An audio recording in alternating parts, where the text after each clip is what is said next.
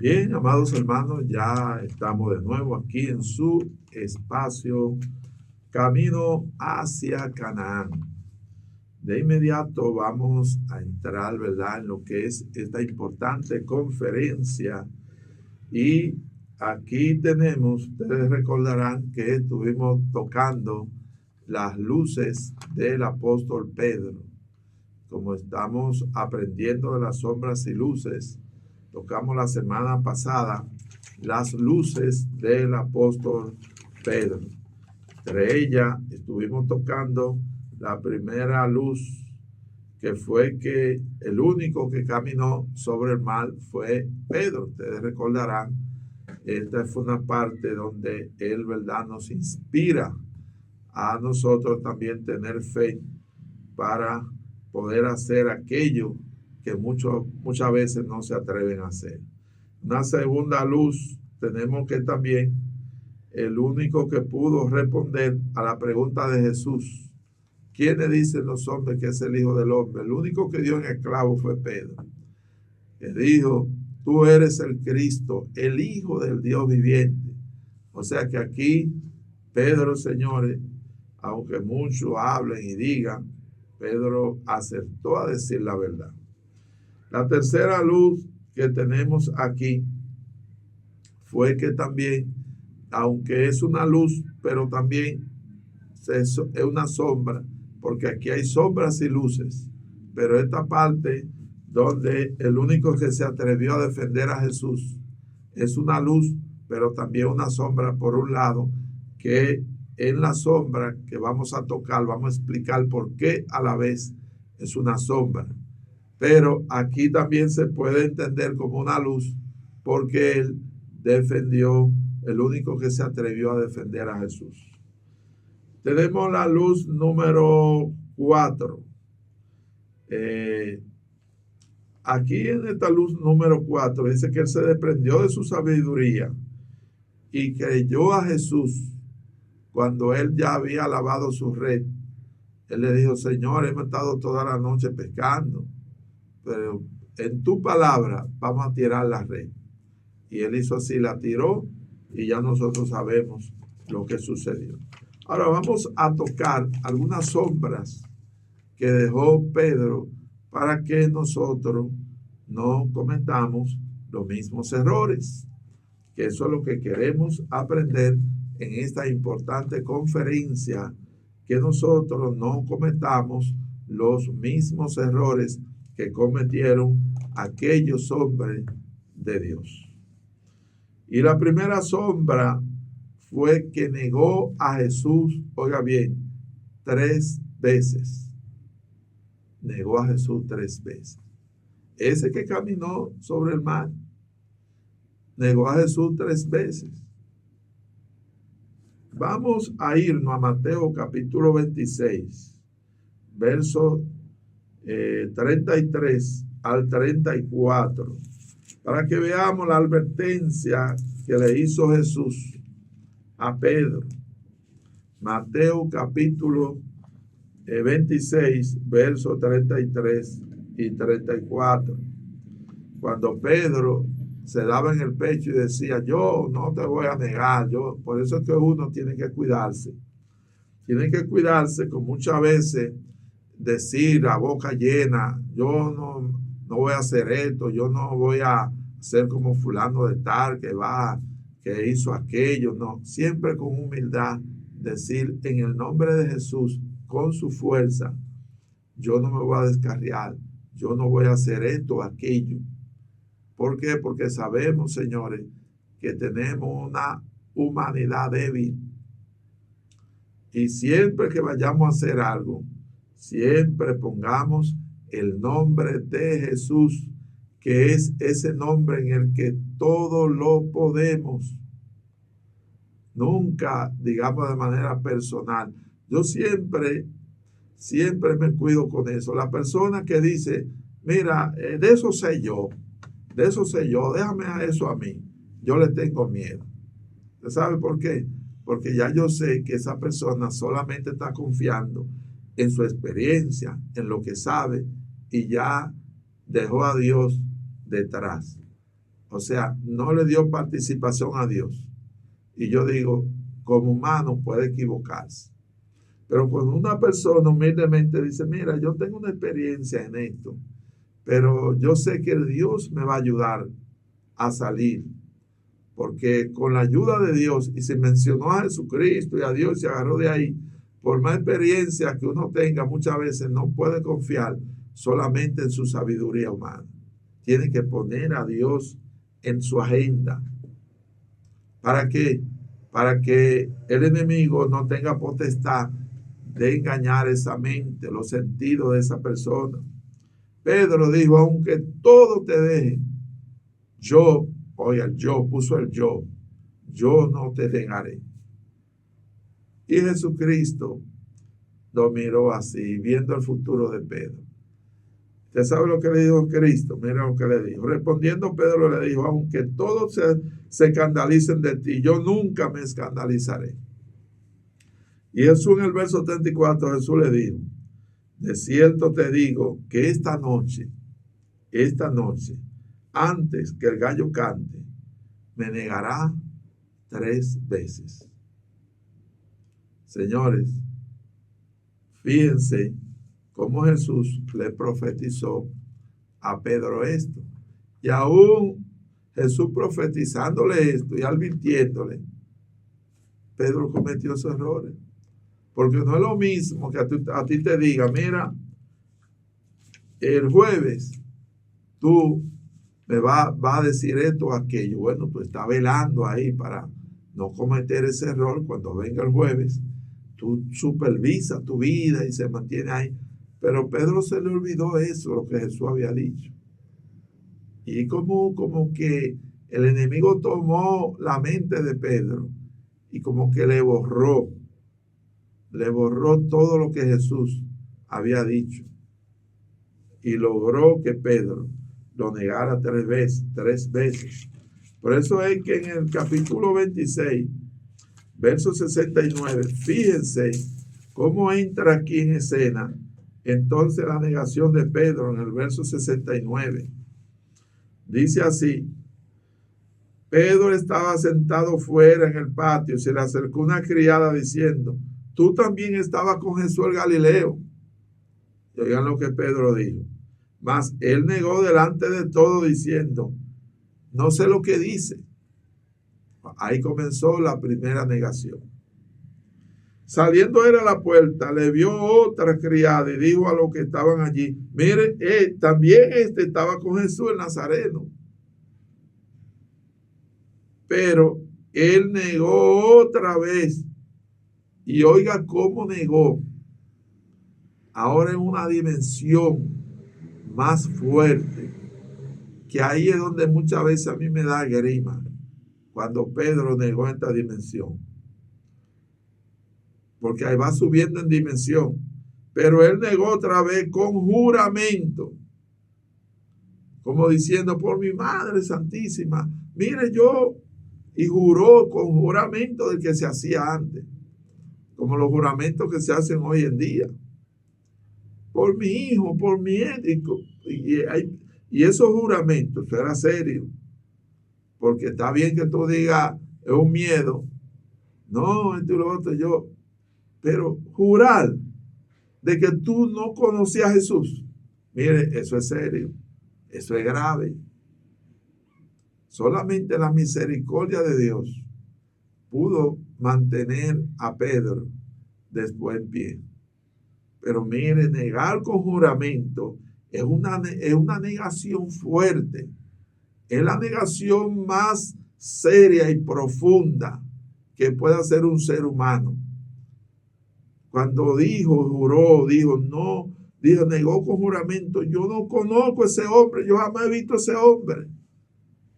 Mire, es un asunto grave totalmente. Pero sigue diciendo el verso 73, un poco después acercándose, lo que por allí estaba, dijeron a Pedro, verdaderamente también tú eres de ellos, porque aún tu manera de hablar te descubre. Entonces él comenzó, ay Dios mío, hasta leerlo, esto es grave. Fíjense que en el segundo juramento dijo, juró así que no. Pero ahora en el tercer juramento, oiga, comenzó a maldecir. Muchas veces hay personas que no se han puesto a leer esto de manera detenida y no han visto la gravedad de este asunto. Oiga lo que Pedro comenzó, oiga bien, a maldecir. Y otra vez dice a jurar, no conozco a ese hombre. Dios mío, solamente uno dice, Padre, líbrame de caer en esa bajeza espiritual tan profunda. Oiga lo que hubo en el segundo juramento. En el tercero hubo maldición y juramento también. Y uno se pone a analizar, Señor, guarda mi sentido, guarda mi mente. No permita que yo te niegue de una forma así tan baja, tan fuerte.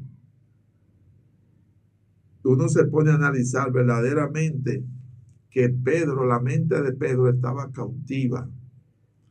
La mente de Pedro estaba secuestrada, porque solamente una mente así secuestrada, de uno que estaba con Jesús como discípulo, oyendo sus enseñanzas, oyendo su consejo, oyendo todas sus instrucciones, y de pronto salir con todos estos asuntos de maldición y juramento de que no, nunca había estado con Jesús. Eso había que estar con una mente bien cauterizada, bien secuestrada por el enemigo, para poder decir eso. Porque él dijo que juró con juramento, y dice que al jurar con juramento y con maldecir, dice al final del verso 74, y enseguida cantó el gallo. Hay algo que yo quiero compartir por primera vez. Sea que haya sido un gallo, así como nosotros lo enfocamos, o sea que haya sido lo que según algunos, ¿verdad? La costumbre judía, que ellos dicen que no era como un gallo, así como animalito, porque los judíos no tenían ese tipo como de animal o algo así por el estilo, lo que explican ellos. Ellos dicen que el gallo era como un cambio de turno que se hacían los guardias o los soldados, y que se ponían como algo así parecido le decían como el canto del gallo, pues sonaba como algo, cada vez que había un cambio de turno de los guardias, como que sonaba, y a eso le decían el canto del gallo, según, ¿verdad? Que eso tendríamos que profundizarlo un poco más. Sea que fuera esto, el cambio de guardia, de posición en el horario, o de un gallo natural, el caso es que Jesús acertó, antes que el gallo cante, me negará 3 veces. Y esto sucedió, señores. Ahora, ¿qué enseñanza nosotros nos da? Porque aquí estamos aprendiendo de las sombras y luces de los personajes bíblicos. ¿Qué enseñanza nos trae a nosotros esta negación de Pedro? Señores, que tenemos que estar firmes. Jesucristo, la misma palabra de Dios dice que mire que el que esté firme, que no caiga. Jesucristo mismo nos los dijo, velen y oren para que no entren en tentación. ¿Por qué? Porque Jesús sabía que la tentación iba a llegar, iba a tocar a nuestra puerta. Y por lo tanto, debemos de siempre estar velando y orando para no entrar, no caer a esta bajeza de que usted hoy tiene 30 años siendo cristiano, 20 años, 15 años, y de pronto entra un problema X y tenga que negar a Cristo porque no pudo resistir una tentación. Mire, eso es fuerte. Eso es lamentable, que ellos hay personas hasta de 40 años que se han descarriado. Porque negar a Cristo no solamente usted decir, mire, yo no conozco a Cristo, no. Negar a Cristo es cuando ya usted se descarría por una mujer, por un trabajo, porque yo hay personas que se descarrían por un empleo. Para no perder ese empleo, la empresa le exige que tienen que hacer algo en contra de los principios cristianos y ellos lo hacen. No, porque tengo que asegurar mi comida. No, porque tengo que asegurar mi empleo, de ahí es que yo mantengo mi familia, que esto. Entonces tú vas a deshonrar a Dios para asegurar tu empleo. Es mejor que tú no asegures el empleo y honre a Dios, que tú deshonrar a ese ser tan grande y sublime para conservar dicho empleo. Y esto me llega a colación un testimonio de manera breve de dos cristianos que estaban en un hotel de eso. Y había uno que ese era, mire, derechito. Pero había otro que se entraba en todas. Y en una ocasión le pidieron a esos cristianos, no, que cuando vinieran los turistas, ellos tienen que bailar con ellos, que hacer un sinnúmero que era en contra de los principios cristianos. Y hubo uno de los cristianos que dijo, bueno, varón, yo te digo la verdad, yo tengo que conservar mi moro, que esto por aquí, y obedeció a su jefe. Y el otro cristiano dijo, yo no vine aquí a eso. Yo soy cristiano, yo honro a Dios. Se lo dijeron al jefe. ¿Y usted sabe qué pasó? Al cristiano que no quiso hacer eso, no lo despidieron. El jefe dijo, déjenlo ahí, no lo despidan, déjenlo ahí, que él es serio y él se maneja en su trabajo, déjenlo ahí, que si nosotros sabemos que él es cristiano. Y oiga lo que pasó después. De pronto hubo una reducción de personal en la empresa. Y usted sabe a uno de los que despidieron, al cristiano que se había prestado para poner a bailar a los turistas, que dejó los principios cristianos, dejó de honrar a Dios, a ese lo despidieron y despidieron unos cuantos. ¿Y usted sabe quién se quedó trabajando? El que honró a Dios. Parece como extraño, ¿verdad? Y contradictorio. Algunos dirían, no, pero ese jefe debió primero que despedir fue el que desobedeció. Pero no fue así. Al que votaron fue al que deshonró a Dios. Señores, miren, honre a Dios por encima de todas las cosas, por encima de usted mismo. Honre a Dios por encima de su familia, de su mamá, de su papá. Siempre honre a Dios. ¿Por qué? Porque cuando usted honra a Dios, la Biblia dice que Dios honra a lo que le honra. Y a lo que le desprecian, dice la Biblia, serán tenidos en poco. ¿Qué es ser tenido en poco? Esos casos así. Que muchas veces los proyectos no se le dan. Muchas veces la persona no crece, la persona no tiene respaldo de Dios en lo que hace. Entonces, vamos a aprender de las sombras y luces. Y siempre de esos casos así, vamos nosotros a hacer lo contrario. Usted está en un lugar, no niegue a Cristo por nada en la vida. ¿Usted es cristiano? Sí, yo soy cristiano. En una ocasión, escúcheme que estoy testificando mucho, pero son testimonios edificativos. A un hijo de una señora cristiana lo agarraron en México, una pandilla de narcotraficantes.